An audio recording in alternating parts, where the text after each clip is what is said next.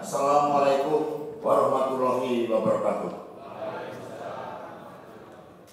Salam damai sejahtera untuk kita semuanya. Om Swastiastu, Namo Buddhaya, salam kebajikan rahayu. Marilah kita berikan salam nasional kita, salam perjuangan kita. Merdeka! Merdeka! Merdeka! Terima kasih untuk kebenaran yang mulia buat kita semuanya. Yang kita hormati, kita banggakan bersama Ketua Umum PDI Perjuangan, Ibu Profesor Dr. Megawati Soekarno Putri. Kita berikan tepuk tangan yang meriah buat beliau. Kemarin di dalam pertemuan dengan Prof. Mahfud MD bersama Ibu Megawati Soekarno Putri, kami laporkan kepada beliau persiapan sekolah hukum yang dilaksanakan oleh DPP PDI Perjuangan melalui Ketua DPP Bidang Ideologi dan Kaderisasi Bapak Jarod Saiful Hidayat. Di dalam pertemuan itu, Ibu Mega mengatakan bahwa sekolah hukum ini sangat penting dan wajib diikuti oleh seluruh calon anggota legislatif terpilih, baik di tingkat pusat, di tingkat provinsi maupun kabupaten kota, dan dilaksanakan secara daring. Begitu antusiasnya Ibu Mega sampai kemarin belum menyatakan saya juga mau ikut sekolah hukum. Dan kemudian kami sampaikan bahwa acara ini secara hybrid sehingga beliau mengikuti secara daring. Yang kami banggakan juga hadir di sini Profesor Mahfud MD. Kita berikan tepuk tangan yang meriah buat beliau. Dia nanti akan menyampaikan keynote speech-nya kepada kita semua, karena kita ingat pada tanggal 13 Oktober 2022 yang lalu beliau di sekolah partai ini menyampaikan keynote speech-nya tentang reformasi sistem hukum nasional.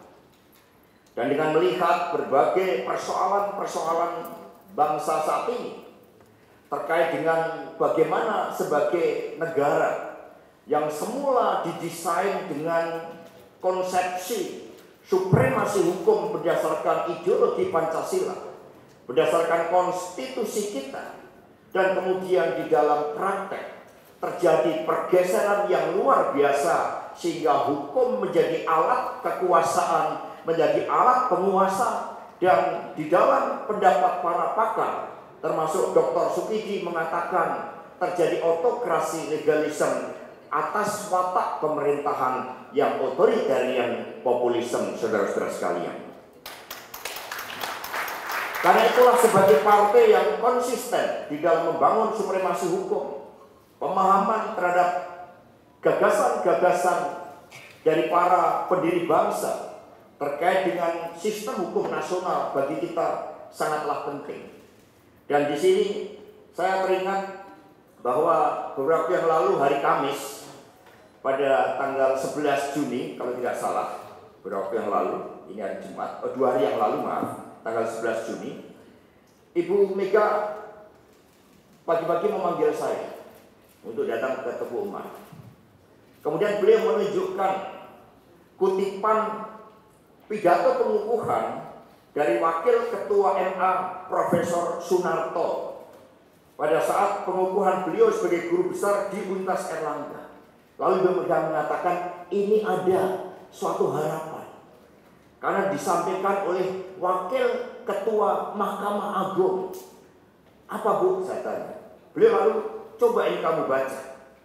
Lalu Prof. Sunarto mengatakan bahwa para hakim di seluruh Indonesia agar tidak hanya mengedepankan kebenaran formil dalam memeriksa suatu perkara, tetapi juga harus benar-benar menggali kebenaran material. Ini dimuat di Kompas. Pergeseran paradigma hakim dibutuhkan dari bersikap pasif menjadi aktif guna menggali kebenaran untuk mencapai putusan yang mencerminkan suatu keadilan sejati. Di sini hakim harus menjadi pakar dalam keadilan serta memahami konteks sosial, budaya, dan nilai-nilai kemanusiaan yang bersinggungan dengan kasus yang ditangani. Ini secercah harapan kata Ibu Megawati Soekarno Putri. Lebih lanjut, Prof. Soenarto mengatakan bahwa keadilan bukanlah sesuatu yang statis. Butuh keterlibatan aktif seorang hakim untuk menggali setiap sudut pandang, menyatukan berbagai perspektif, dan menarik diri ke dalam hati nurani yang terdalam. Dan disinilah hakim mengungkapkan suatu dialektika pencarian kebenaran. Ini kan kata-katanya bagus sekali. Maka Ibu terpesona dengan pidato pengukuhan tersebut. Jadi mengungkapkan suatu dialektika pencarian kebenaran formil dan material saat hakim memeriksa suatu perkara. Karena itulah pentingnya keadilan ini. Harus ada dialektika tadi. Bagaimana keadilan ini bekerja akan menjadi ukuran kemajuan suatu negara. Jadi Bu Mega langsung mengatakan, kamu cepat-cepat. DPP berkirim surat mengucapkan selamat kepada Prof. Soenarto dan bagaimana agar keadilan yang hakiki ini benar-benar menjadi suatu tuntunan, karena itulah sebenarnya suatu konsepsi tentang apa yang dimaksudkan di dalam ideologi Pancasila itu. Karena itulah Bapak Ibu dan saudara-saudara sekalian, di dalam pidato penutupan rapat kerja nasional yang kelima, Ibu Mega mengatakan bahwa sebenarnya seluruh gagasan para pendiri bangsa tentang Indonesia merdeka itu sangat luar biasa, bahkan tidak ada duanya. Ibu Mega menyebutkan tentang suatu negara paripurna, spiritnya yang menyala melalui kemerdekaan 17 Agustus 45. Dan kata Ibu Mega, spirit inilah yang mengandung tekad kuat untuk berani meletakkan nasib bangsa dan tanah air di tangan kita sendiri. Di dalam konsepsi negara paripurna merupakan satu kesatuan konsepsi dari pemikiran para pendiri bangsa bahwa Pancasila, cita-cita proklamasi 17 Agustus 1945, Undang-Undang Dasar Negara Republik Indonesia 1945, dan pola pembangunan nasional semesta berencana merupakan satu kesatuan konsepsi dari negara paripurna. Dan secara ideologis kita berjuang untuk mewujudkan Indonesia yang berdaulat di bidang politik, berdikari di bidang ekonomi, dan berkepribadian dalam kebudayaan. Dengan demikian, gambaran negara yang paripurna ini, kata Ibu Mega, dikatakan kesemuanya merupakan rediscovery of the Indonesian strategic thinking. Kesemuanya sudah sangat lengkap, utuh, komprehensif, dan visioner. Ini yang mendasari politik hukum. Sehingga teman-teman besok Pak Jarod, karena partai ini kita nggak pernah berhenti di dalam berjuang, nggak pernah berhenti di dalam pergerakan. Siapa yang mandek dalam pergerakan, maka Indonesia bisa amblek. Karena itulah kita harus berjuang benar-benar. Besok kita akan melakukan FGD, sudah direncanakan 1 bulan yang lalu, untuk memperbaiki kurikulum sekolah partai kita.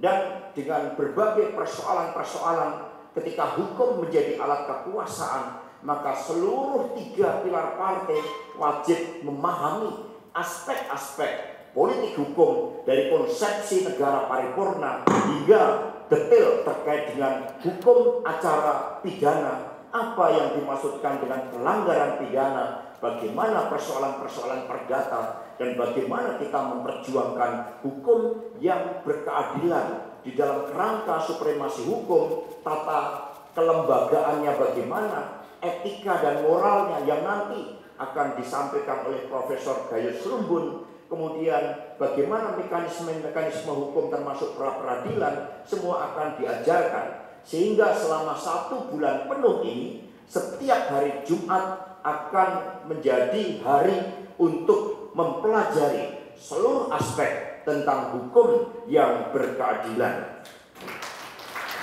Bapak Ibu dan saudara-saudara sekalian, cita-cita hukum yang berkeadilan ini muncul dari semangat ketertindasan. Jadi ini saya ada buku Bung Karno. Kebetulan saya termasuk yang beruntung mendampingi Ibu Mega bertemu dengan C.D. Adams, dan beliau menuliskan tanda tangannya di sini. to BDIP with love, Cindy Adams. Ketika beliau berkunjung ke Indonesia, dan dari sini kemudian saya pelajari bahwa suatu pengalaman keterjajahan itu betul-betul dialami oleh Bung Karno, Bung Hatta, termasuk Haji Umar Said Cokro Aminoto. Kalau tidak salah, beliau dipenjara selama 7 bulan. Bung Karno dibuang bertahun-tahun demi keyakinan untuk Indonesia merdeka. Dan pengalaman keterjajahan oleh hukum kolonial inilah yang membangun suatu cita-cita bahwa negara merdeka ke depan adalah negara yang didasarkan suatu prinsip-prinsip bagaimana keadilan yang hakiki itu berbicara. Tetapi sekian lama kita merdeka oleh perjuangan yang berdarah-darah yang secara luar biasa dilakukan oleh para founding fathers kita, ternyata kita masih sering mewarisi hukum-hukum kolonial dalam bentuk arogansi kekuasaan itu, saudara-saudara sekalian. Ini sebagai contoh. Ketika Bung Karno hampir ditangkap di Yogyakarta bersama dengan teman-teman seperjuangan dari PNI, setelah menggelorakan semangat Indonesia merdeka sekarang dan sekarang, itu bukan ucapan yang mudah karena menghadapi suatu tantangan hukum. Lalu Bung Karno ditanya oleh Bung Gatot, ya, Sekretaris Jenderal PNI saat itu, apakah Bung Karno siap untuk menghadapi risiko yang terburuk di dalam menghadapi hukum kolonial itu. Lalu Bung Karno mengatakan, seseorang jangan melibatkan dirinya ke dalam perjuangan hidup atau mati jika dia sebelumnya tidak insaf akan akibatnya.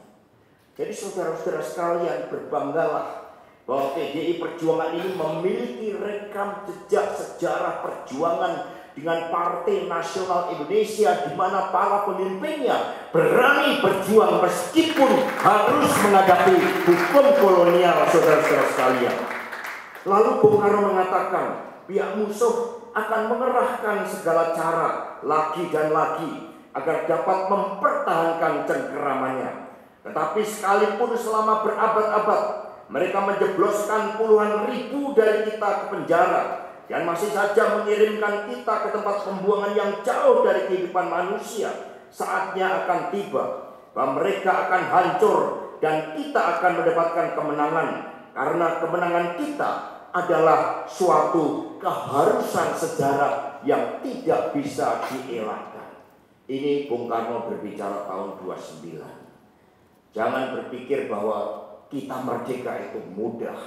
Bung Karno menghadapi suatu hari-hari ketika beliau mendapatkan suatu tekanan oleh hukum yang tidak berkeadilan. Tetapi yang menggelorakan Bung Karno adalah ketika beliau akan menghadapi penangkapan dan kemudian masuk ke penjara Bancai di Bandung, kemudian ke Sukamiskin, ada pimpinan PNI yang digantung oleh pemerintahan kolonial Belanda di Ciamis. Dua orang ini, salah satu di antaranya sebelum menjalankan hukuman gantung sempat berkirim surat kepada Bung Karno. Isinya sebagai berikut. Salah seorang dari mereka berhasil menyelundupkan surat kepadaku di malam sebelum dia menjalani hukuman. Begini isinya, Bung Karno, besok aku akan digantung. Aku meninggalkan dunia yang fana ini dengan hati gembira, pergi ke tiang gantungan dengan keyakinan dan kekuatan batin, karena aku tahu bahwa Bung Karno akan melanjutkan peperangan ini yang juga merupakan peperangan kami. Teruslah berjuang, hai Bung Karno. Balikkan perjalanan sejarah untuk kami yang sudah pergi mendahului sebelum perjuangan itu selesai. Jadi Bapak Ibu dan saudara-saudara sekalian, kita adalah partai pejuang. Sejak zaman kolonial kita, Bung Karno menghadapi suatu bentuk ketidakadilan dari hukum-hukum Belanda untuk memenjarakan mereka yang berjuang bagi keadilan, bagi kebenaran. Ketika Bu Mega beliau berjuang menghadapi pemerintahan yang otoriter, di mana saat itu Ibu Mega masih bisa didampingi pengacara. Bung Karno meskipun hukum kolonial masih bisa didampingi penasihat hukumnya. Itu banyak dokumen-dokumennya. Kini kita setelah merdeka, bagaimana hukum itu bekerja hanya karena persoalan yang seringkali ditunggangi oleh berbagai aspek-aspek lainnya. Karena itulah dengan sekolah hukum ini kita akan belajar bagaimana keadilan yang sejati itu harus dirancang dari suasana kebatinan ketika Republik ini dibangun oleh para pendiri bangsa, karena dengan supremasi hukum, dengan meritokrasi, kita mampu menjadi negara yang hebat. Tetapi ketika suatu negara hanya dikendalikan oleh hukum yang otoriter untuk kekuasaan, sebagaimana tulisan Dr. Sukidi di Kompas kemarin, maka di situ adalah awal dan tanda-tanda kegelapan bagi negeri. Terus berjuang, karena kita adalah partai pejuang, partai pelopor yang terus dengan kepala tegak menghadapi berbagai ujian sejarah. Dan percayalah pesan Ibu Megawati Soekarno Putri bahwa keadilan akan menang. Satyam Eva Jayate. Merdeka! Merdeka! Merdeka!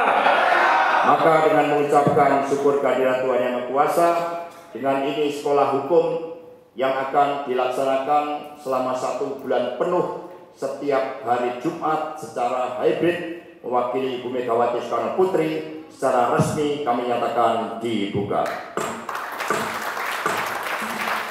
Terima kasih.